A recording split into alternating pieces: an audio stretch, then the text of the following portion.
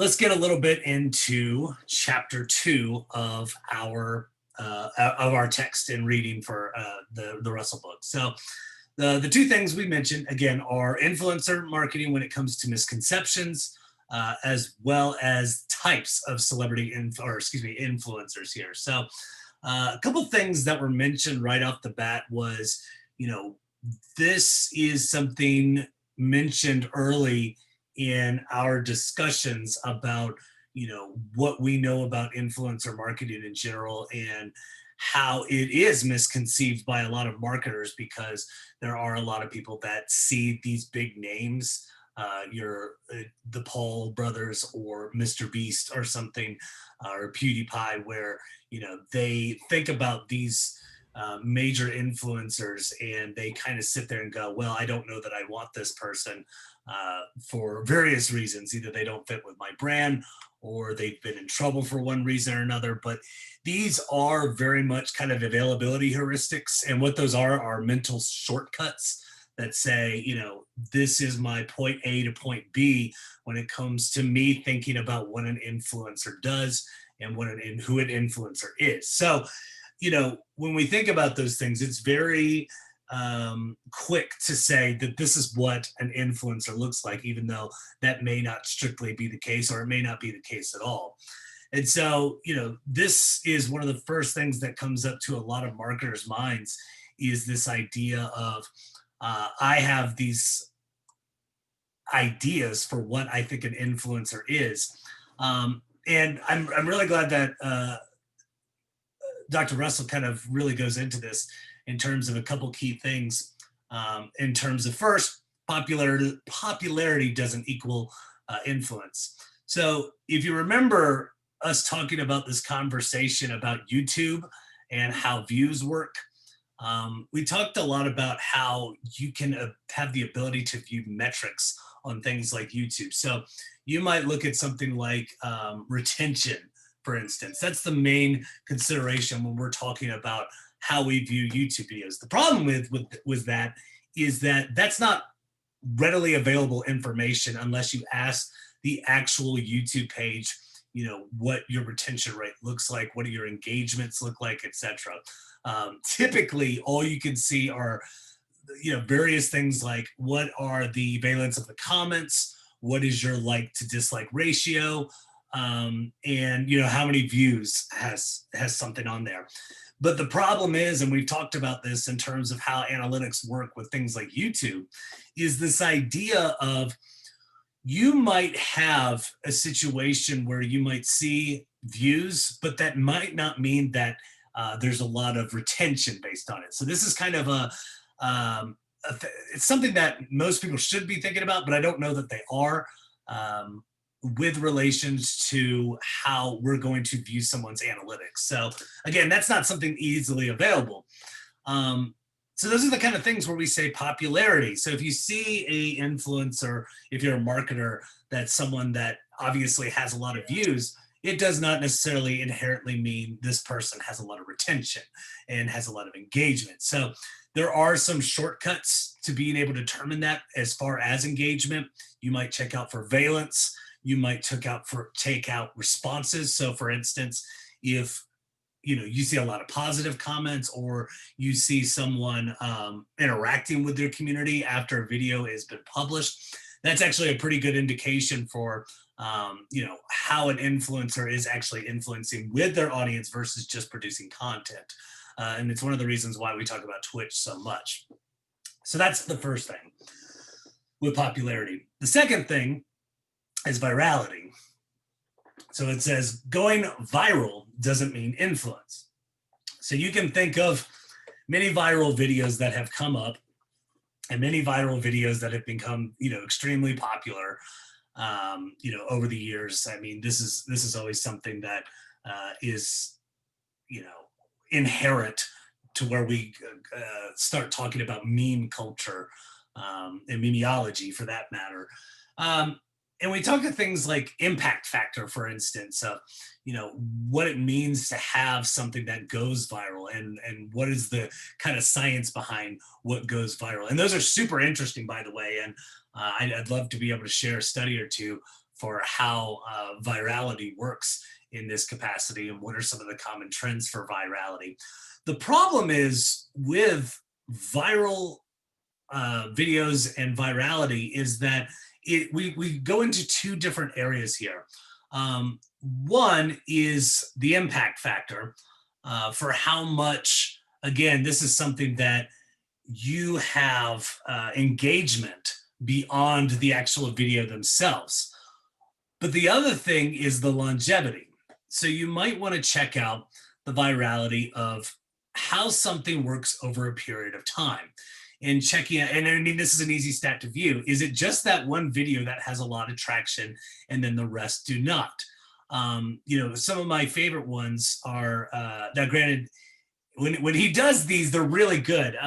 They're called, I think they're History of the World or History of Japan was one of them, where it's this person that basically works in flash art and has a really quirky sense of humor to explain. And I can't remember what the channel is called, but it's super interesting and it's really funny. And this person does a really good job. However, they also do a lot of like interesting, Bill Woods, thank you. Also does like a lot of interesting little songs that he does within his videos that don't have anything to do with history. But anytime one of his gets carried, or excuse me, any one of his informational historic videos comes up into play, that always hits home and it always does really well. But you might not sit there and say, this is going to be someone that is going to go the distance with me because they're not going to be producing content pretty frequently. I mean, when Bill does these, they're usually pretty long, anywhere from 15 to 30 minutes.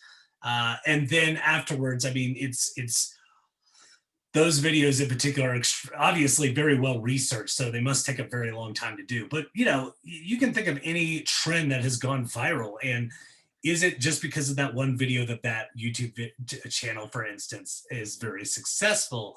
Or is it something that there's consistent posting that does very well? And so that's obviously something to take into consideration. Also, being famous does not equal influence. This is probably the biggest one that marketers get wrong. We, as advertisers, are almost obsessed with this idea of things like impressions. We see kind of the almighty impressions as our go-to indicator. And we often forget things like reach. And we often forget things like index numbers, which look specifically at our target audience and how much are we actually gaining their attention in terms of what we're looking for. So, it's one of those things that we mention that impressions are a good thing because you're getting eyes to whatever it is that you're viewing. The problem is twofold. One is you might not have an engaged audience, so therefore there might not be any interaction back. Two, they might not be part of the target audience that you're aiming for. So this is one thing to be thinking about. If you're going into an influencing field, one thing you need to think about is who do you think is going to be watching? Who do you think is going to be the primary audience? Or who do you want to bring in as your primary audience? I mean, to some extent, you can control that within reason, but understanding that target market is very, very important.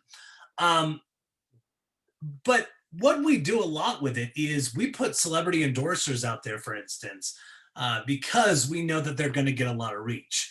But I look at the NFL, for example, of people like Aaron Rodgers for State Farm or Peyton Manning for Nationwide. And, as much as because they've been doing it for a while, they might know some information, but I have a good feeling that they could not tell you about long-term liability insurance from their respected brands. Just because, that's not necessarily what they would do. They would have somebody who is an expert within that field. And again, this is a common misconception within influencing, is that we automatically think of celebrity. These are people that have their own jobs.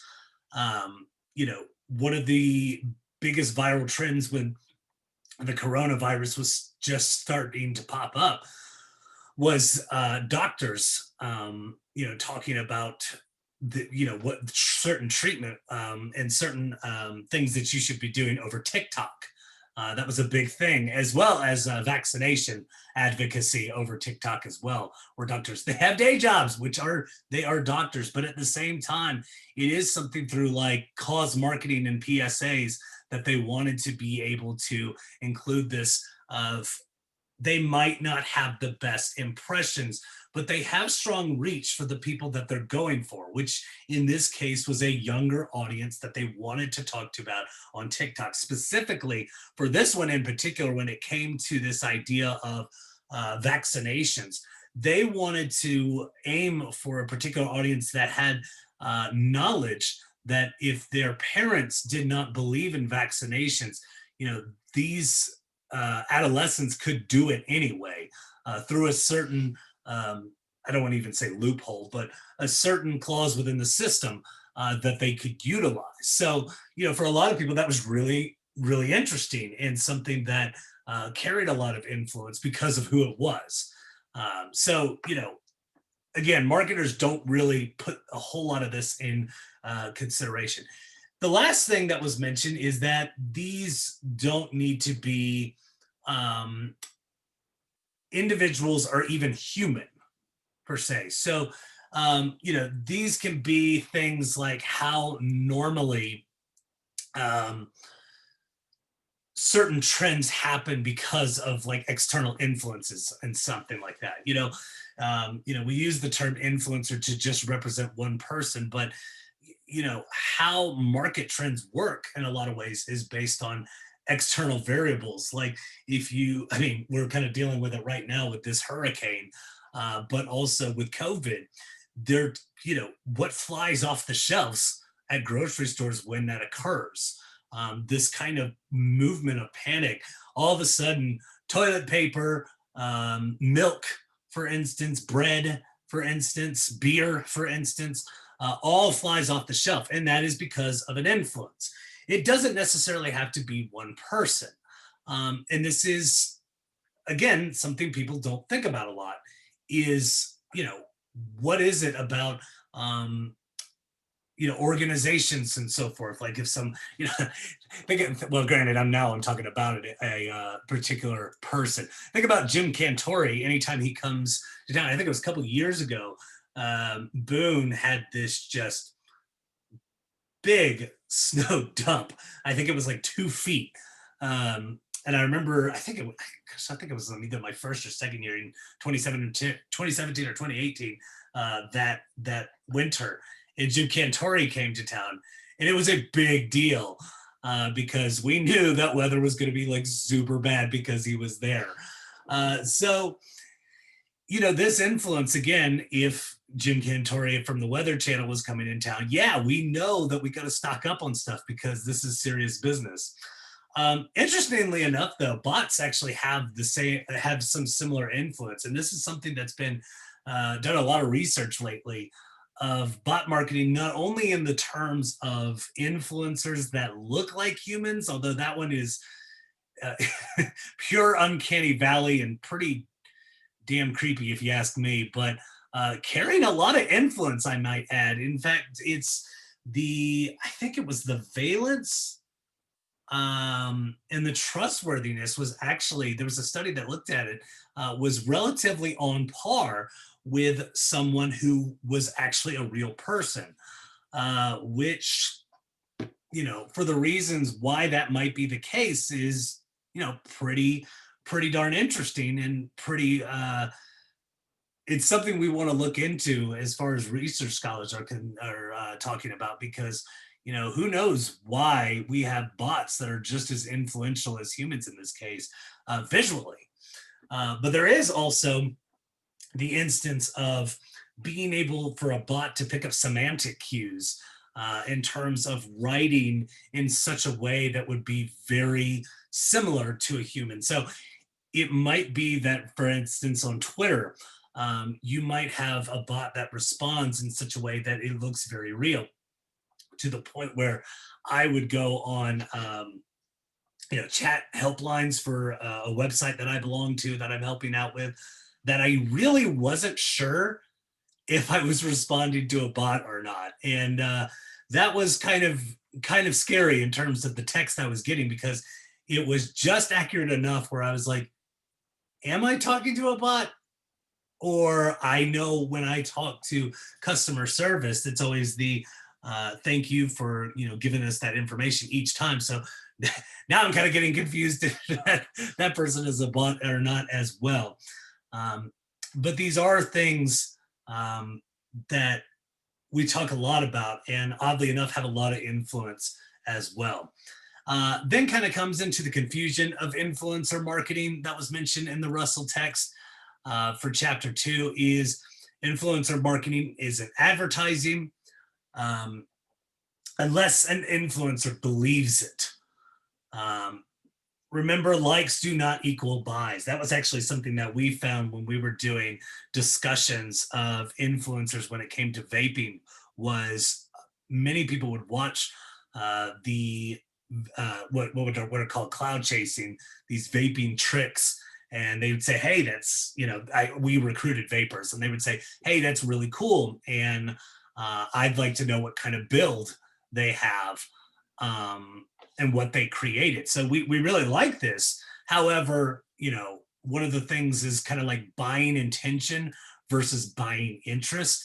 So there was a lot of people that were interested, and we had a couple people on record that said, yeah, I might go on to Amazon later and check this out, but that doesn't necessarily mean that they're going to buy it. I mean, it could easily sit in a wish list for a couple of months, years, etc., and nobody gets anything. So you have to be able to find influencers that believe in your product, and that it's not going to necessarily lead to purchasing.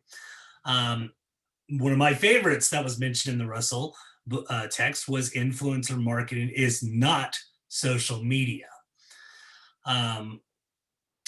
This kind of goes contradictory to a very popular statement, and something mentioned before is Marshall McLuhan's medium is the message, basically saying whatever medium that you use, whatever vehicle you use, has a profound impact on how you use the message.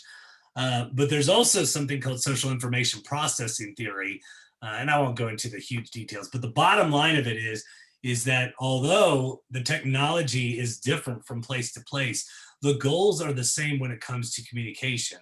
So we have a lot of instances within communication that we are really kind of going after the same thing, even though some of the kind of ways we communicate are different. We have an inherent need to make eye contact. We have an inherent need to try to be in touch with people as best we can. We have an inherent need for shared symbols, things like language and so forth. So it doesn't necessarily matter per se on the channel that's being utilized here. So what Russell was trying to get at, and I think was super interesting, was it's more about the message than it is the actual channel. And remember, word of mouth was always there. It was not something that magically came in with influencers. The only difference between word of mouth when it comes to me talking to a group of people versus talking to a massive audience, the only real difference is when it came to word of mouth communication, was this idea of reach and being able to talk to just that many more people. But the authentic capabilities of people perceiving things to be real is still there, and they still want to be able to have this consideration when it comes to how people perceive influencers and so forth, and again, the amount of audience that's there in this case. And then the last thing was influencer marketing doesn't happen solely online. This doesn't have to think about, people still have a job and they still have influence outside of their job. I don't know why I keep coming to this example per se, but was it Dr. Pimple Popper, which I see way too much on Facebook, and I kind of wish I don't, because I think it's really gross, but I know people that are like kind of interested in this. Okay. Uh, but it is something that they get really, it is something that interests them. And, but she has her own job and she has her own practice. So anyway, that was kind of the conversation when it comes to these misconceptions.